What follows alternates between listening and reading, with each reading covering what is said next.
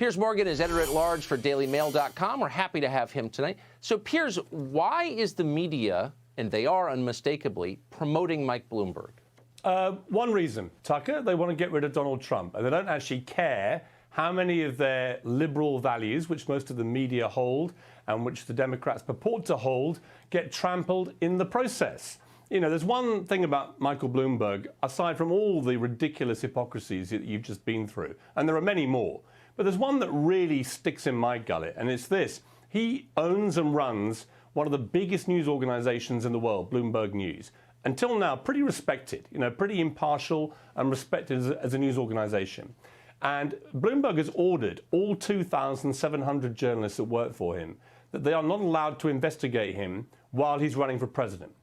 And to make it fair, he says, they can't investigate the other Democrat candidates either. However, to make it really fair, all 2,700 journalists can investigate Donald Trump. So you're going to have the potential frontrunner, maybe the nominee for the Democrat Party, who's in charge of this massive news organization, basically ordering a hit on Donald Trump under a protective blanket around himself and perhaps any other Democrat candidates. That is an appalling abuse of power.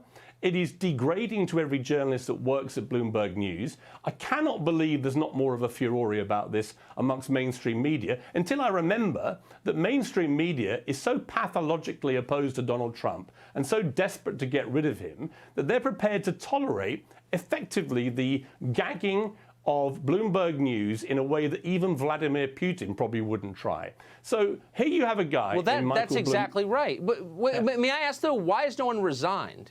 And why hasn't anyone said we're living in a world increasingly where billionaires control everything, from our news outlets to our political system?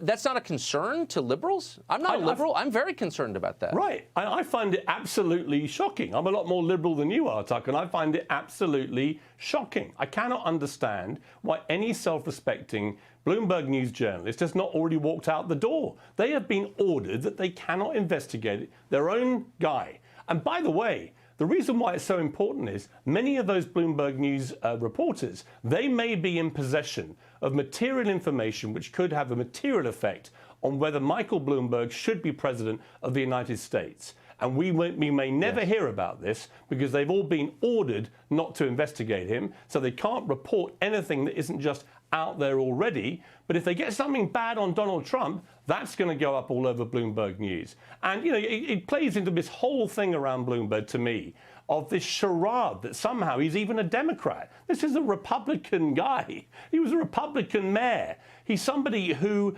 is, you know, the Democrats have spent, what, 4 or 5 years now screaming, every liberal in America screaming that Donald Trump is the antithesis of everything they stand for. And now they're trying to in order to stop Bernie Sanders from getting the nomination, they are now trying to promote a guy who's a billionaire New York trader who likes to trash talk, who has a pretty unsavory record through stop and frisk of racially incendiary comments and of policies, who's got NDAs all over the place with women for inappropriate behavior, and so on and so on, hammered Obamacare.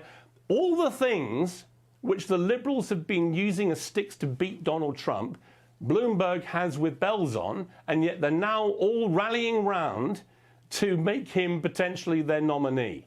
And I just find it utterly ridiculous, completely hypocritical, and it stinks. And if you're Donald Trump watching all this play out, everything you feared about the Democrats, everything you've screamed about them, is playing out in real time.